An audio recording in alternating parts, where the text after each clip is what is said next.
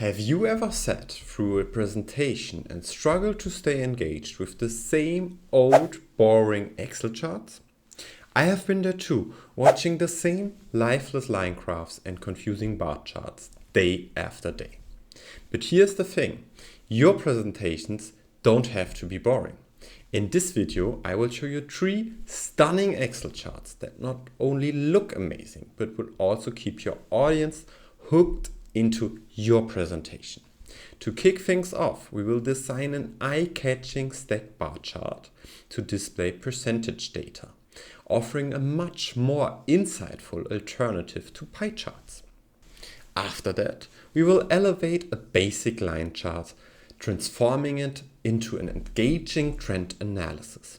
And to wrap it up, we will swap out a crowded bar chart for the sleek simplicity of a Cleveland dot plot. At the end of the video, I will also show you how you can save the style of a created chart as a template in order to reuse and save a ton of time while creating amazing charts. Now let's move on to chart number 1, a clean and professional percentage stacked bar chart. We are working here with survey data regarding product referrals, where responses are categorized by 4 levels of agreement: strongly disagree, disagree, agree, and strongly agree. Our target chart shows the percentage of respondents for each level of agreement for different products. To do this, first select your data and insert a percentage stack bar chart. Feel free to resize it to your preferred dimensions.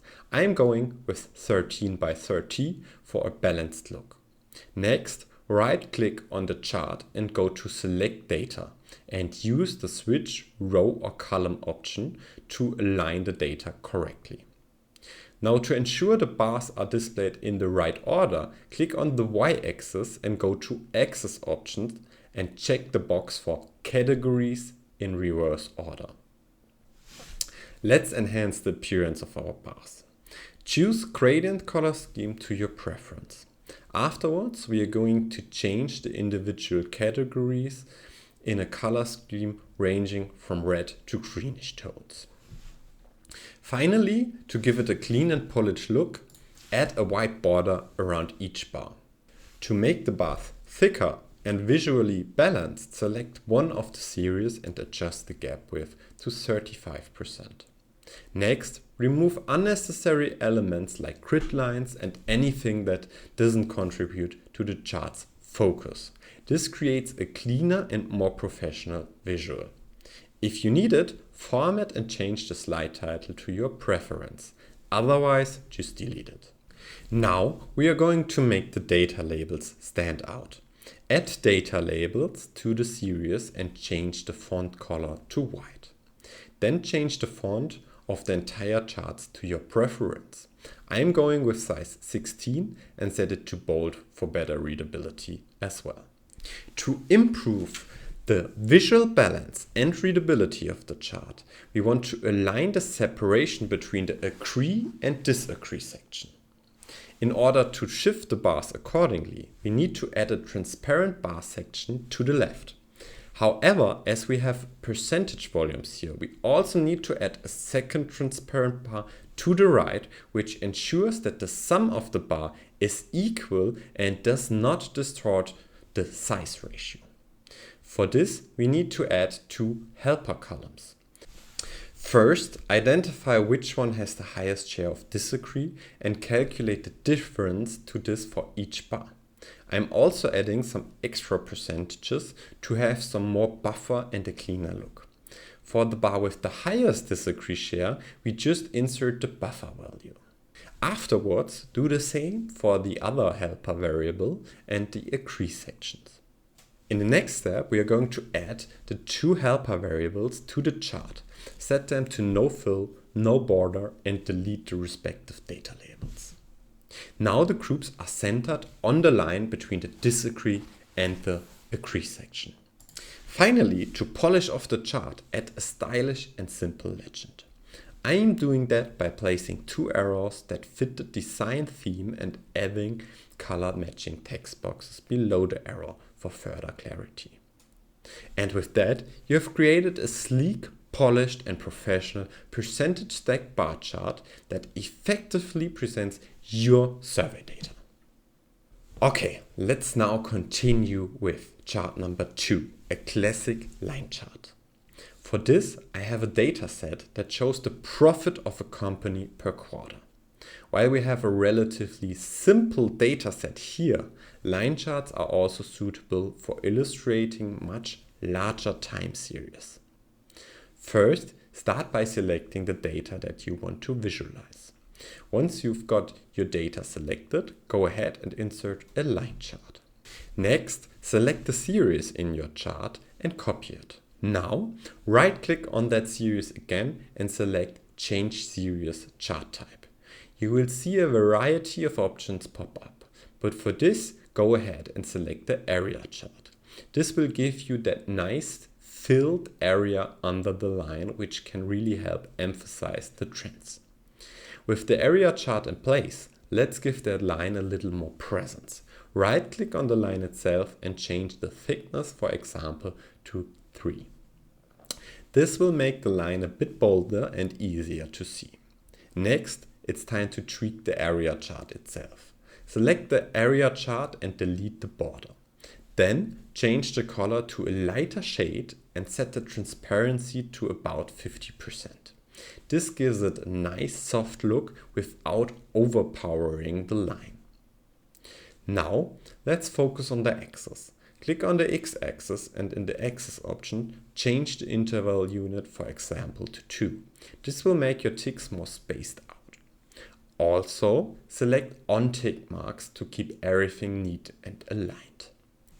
For the y-axis, we want to adjust the range. Set the minimum and maximum values to suit your data and choose a suitable major unit so that the scale makes sense. This is especially useful when you have large ranges of data. We are almost there. Now click to insert a primary vertical axis title and go ahead and rename it to whatever best describes your data. You can position it just where it feels right. While we are at it, let's rename the chart title. I'm also placing it to the left side of the chart so it stands out clearly, and adjust the font if needed to make it pop. To really give your chart some final tweaks, let's change the font of the entire chart. You can choose a style that fits your presentation or personal preference. Just make everything cohesive and easy to read. And now, for something special, highlight important events in your chart. Choose a marker, maybe a round circle with a white fill and a thin black line around it. Set the border to 1 and give it a black stroke. Now add some text to the marker so that you can create attention to the event you want to highlight. It's a great way to guide your audience focus to the key moments in your data. And just like that, you've got yourself a polished dynamic line chart that's ready to impress. Let's walk through how to create a Cleveland dot plot, a great alternative to the clustered bar chart. For this, we have a data set that shows the revenue of different products over 2 years. In this case, it makes sense to have only 2 years or observations, but you could also have more products for sure. As we are going to use the scatter plot for this, we first need to add a column for the y-axis. Start with a value of 0.5 in the last row and increase it by 1 to the top. This way you will avoid the reverse order when plotting your data. Next, select the first series and then the y-axis values, and then go ahead and create a scatter plot chart. This is going to be the foundation of our Cleveland dot plot. Now let's adjust the size of your chart. I'm going with the size of 15 to 30 to make those dots a bit more visible and easier to read. Click on the chart and select the data. You will need to rename the series to something meaningful and then go ahead and add a second series. This will allow us to expand our data and compare more points. It's now time to set up the bar chart series. You're going to need two series for this. One that's wide and goes to the first data point, and one that stretches then from the first to the second data point. For this to work properly, you will need to make sure the smaller values are in the front bar series and the larger values are in the back bar series. Now here's a trick. Bar charts and scatter plots work in different orders. So we'll need to swap the min and max value of the last row to the first row in the new series. You can do this using the min and max function.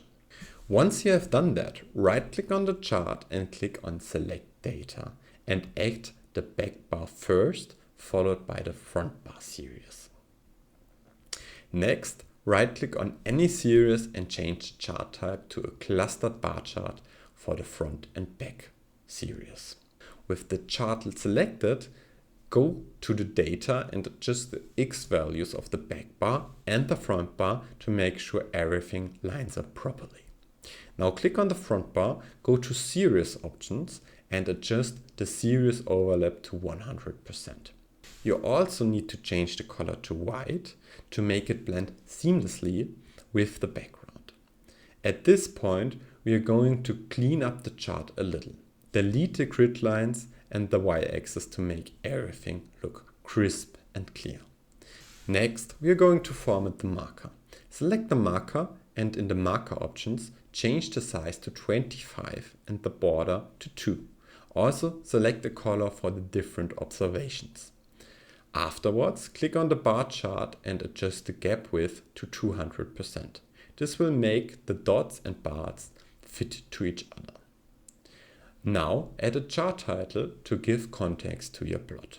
You will probably also want to add a legend, but make sure to delete the bar chart legend items since they are not needed for this visualization.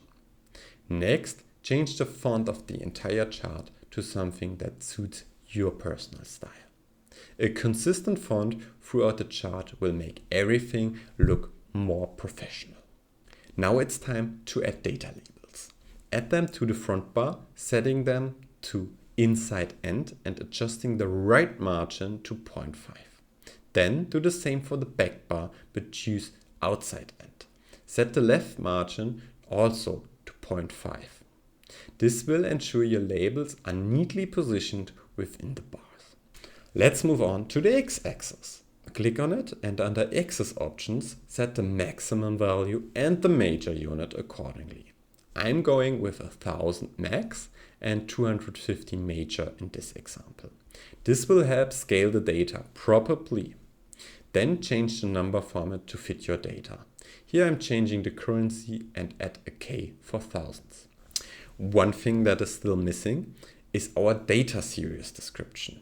So add text boxes for the series names and distribute them vertically and align them to the left so they are easy to follow and aligned to your data series. Finally, highlight something important in your chart. In this case, I'm changing the color of the product with decreasing revenue, so it stands out from the rest. And that's it. With just a few tweaks, you have created a sleek Cleveland dot plot that is both informative and visually appealing. As promised in the beginning, I also have a bonus tip for you. To conserve the style of the charts for other data series, you right-click on a chart and save the template in the Shown Templates folder. Then, next time you want to create a chart, you can see your predefined templates under All Charts and then Templates. If you are ready to boost your productivity with Excel, but also with other Office tools, I've got tons of videos on the way. So subscribe and hit the bell icon so you don't miss out. If you liked that video, don't forget to like the video and let me know in the comments what other charts you would like to see in an upcoming video.